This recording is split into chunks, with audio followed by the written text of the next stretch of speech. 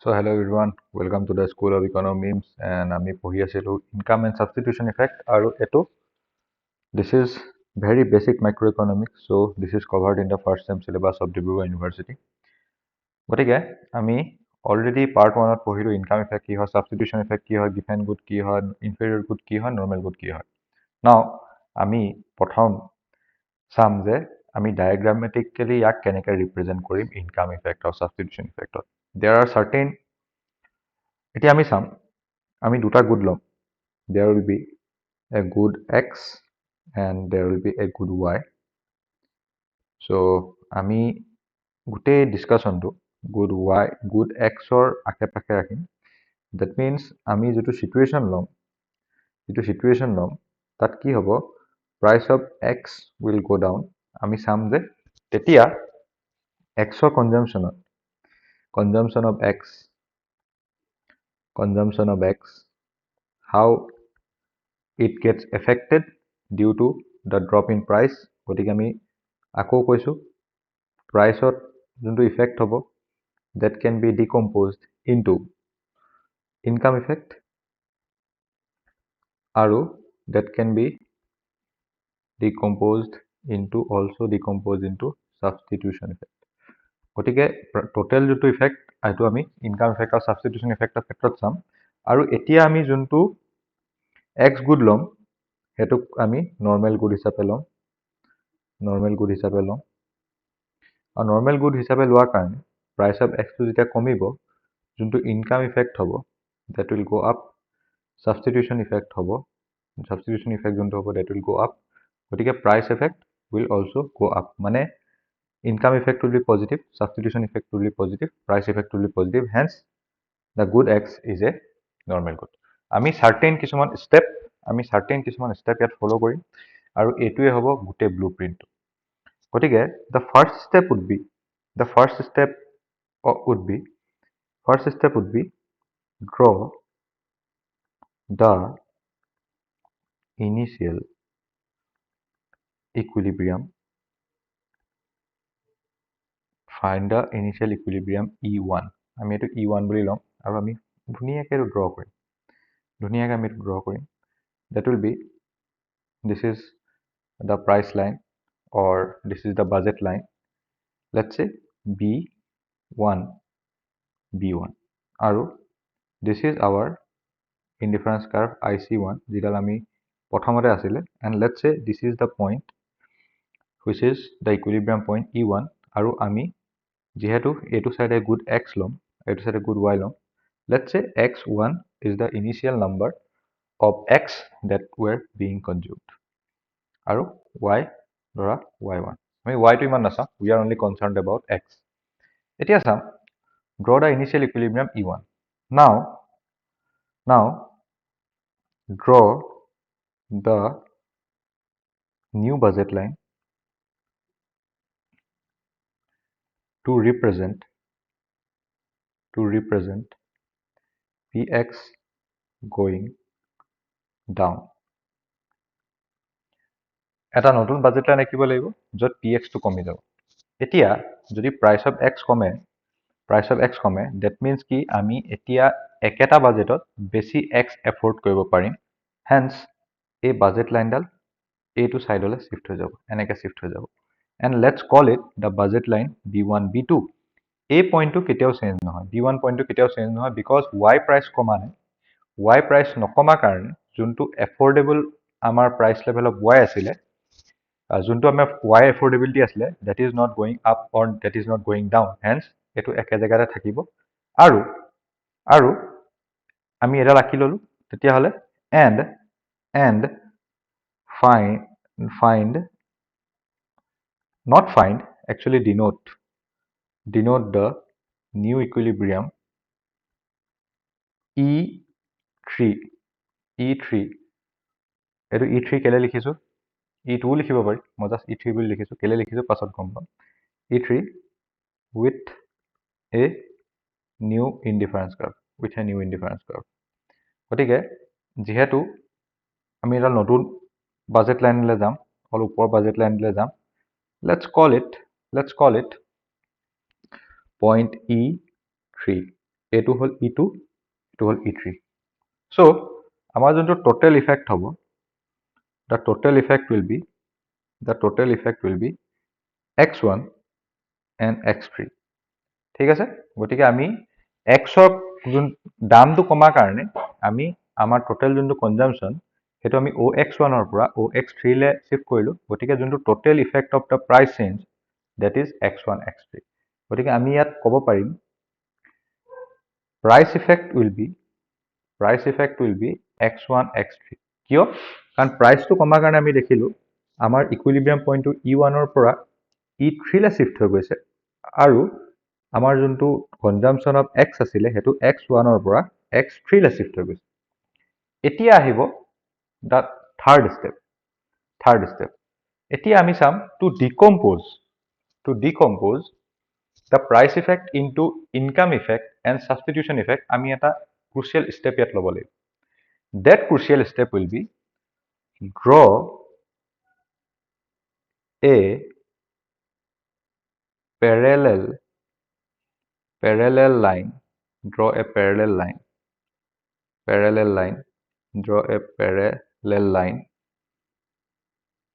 with the new budget line. মানে যেটাল new budget line ডাল আমাক কিমান আছিলে B1 B2 red line which is tangent to the initial indifference curve. এটো কিয় কৰিছো মই কম এতিয়া initial indifference curve এটো কিয় কৰিছো মই কম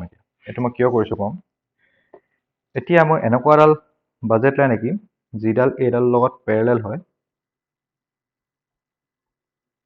ঠিক প্যাৰেলাল নহলে but try to make it a parallel line.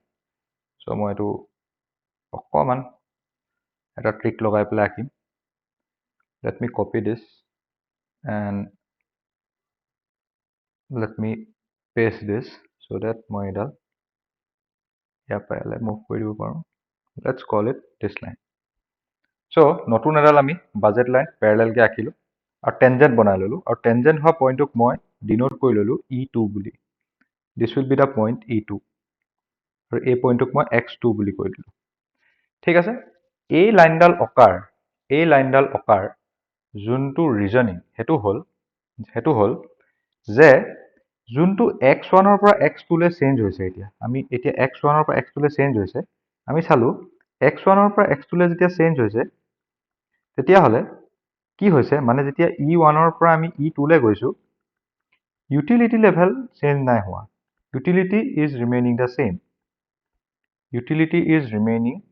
the same কাৰণ indifference curve আমি একেডালতে আছো but price ratio is changing কাৰণ বাজেট এতিয়া দেখিলো যে দুইডাল বাজেট লাইনৰ কি স্লোপ দুটা বেলেগ দুডাল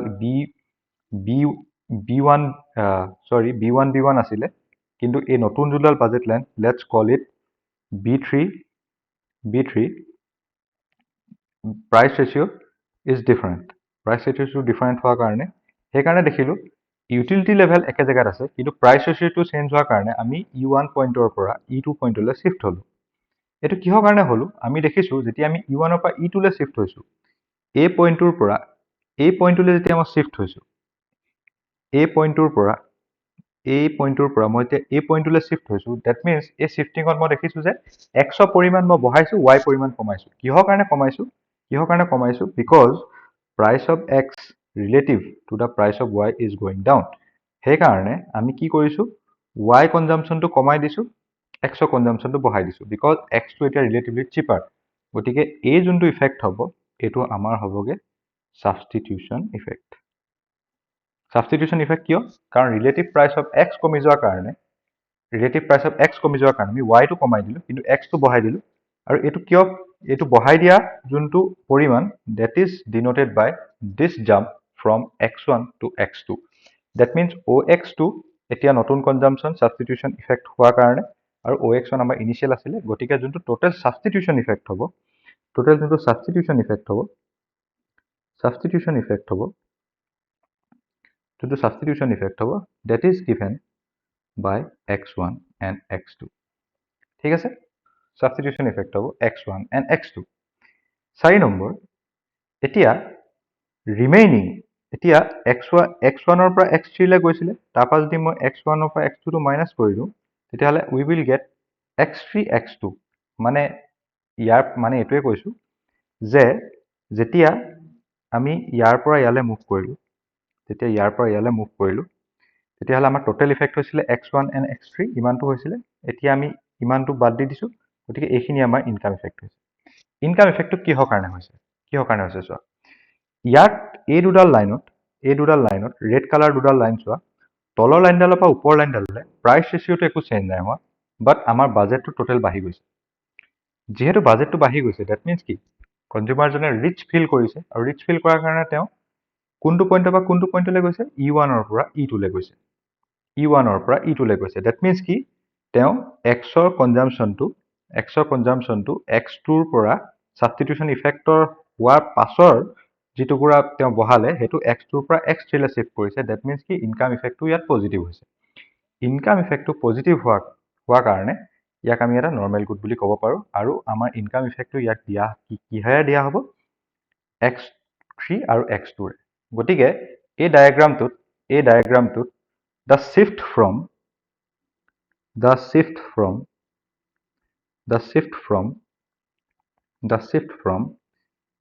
x1 to x2 এইটো হলগে আমাৰ সাবস্টিটিউশন ইফেক্ট কিয়নো x ৰ দামটো ৰিলেটিভলি কমি যোৱাৰ কাৰণে আমি বেছি x কনজিউম কৰিছো আৰু লেছ y কনজিউম কৰিছো and the shift from x2 to x3 এইটো আমাৰ ইনকাম ইফেক্ট কিয় প্ৰাইস ৰেশিওটো একেই ৰাখি অকল বাজেটটো বঢ়াৰ কাৰণে আমি অকল ৰিচ ফিল কৰিছো ফিল কৰাৰ কাৰণে আমাৰ যোনটো ইফেক্ট হৈছে that is our income effect আৰু টোটাল যোনটো ইফেক্ট হৈছে that is from x1 to x3 that is the addition of income effect and substitution effect that is this is called the price effect ইয়াত এটা interesting phenomenon আৰু happen হৈছে কোনটো বস্তু ইন্টাৰেষ্টিংলি happen হৈছে মই কৈ দিছো let me tell you কোনটো বস্তু ইন্টাৰেষ্টিং হ্যাপেন হৈছে যে প্ৰথমতে আমি দেখিলো সাবস্টিটিউশন ইফেক্টত y পৰিমাণটো কমিছিলে মানে ইয়াৰ পৰা এইখিনিলে কমিছিলে কিন্তু তাৰ পিছত দেখিলো যে y পৰিমাণটো লাষ্টত ইনকাম ইফেক্ট হোৱাৰ কাৰণে বাঢ়িলে দ্যাট মিন্স কি ইনকাম ইফেক্টটো হোৱাৰ কাৰণে আমি y পৰিমাণটো বাঢ়িল তেতিয়াহলে আমি y কি বুলি ক'ব পাৰো y কো আমি এটা নৰমাল গুড বুলি ক'ব পাৰো গতিকে this was the explanation of income effect and the substitution effect of a normal good next video we will be discussing when the income effect will be negative যেতিয়া প্ৰাইস কমি যায় income ইফেক্টটো negative হলে আমি এটা inferior গুডৰ কথা চিন্তা কৰিব লাগিব আৰু গিভেন গুডটোক আমি as a special case of inferior good হিচাপে পঢ়িবলৈ পাম গতিকে that is it for the video আৰু মই ভাবো next we will be discussing the same thing এই আটাইগিটা exact step we will be following step 1 step 2 step 3 and this is the final step 4 গতিকে এই চাৰিটা স্টেপত যদি ডায়াগ্ৰামটো আকে কেতিয়াও ভুল নহয় আৰু এই চাৰিটা স্টেপত যেতিয়া ডায়াগ্ৰামটো বাৰেপতি আকি থাকিম তেতিয়া আমি গিভেন গুডৰ ক্ষেত্ৰটো আপোনালোকে নিজে এবাৰ ট্ৰাই কৰিব যদি ট্ৰাই কৰে যদি আকিব পাৰে that is good যদি নোৱাৰে I will be covering this whole thing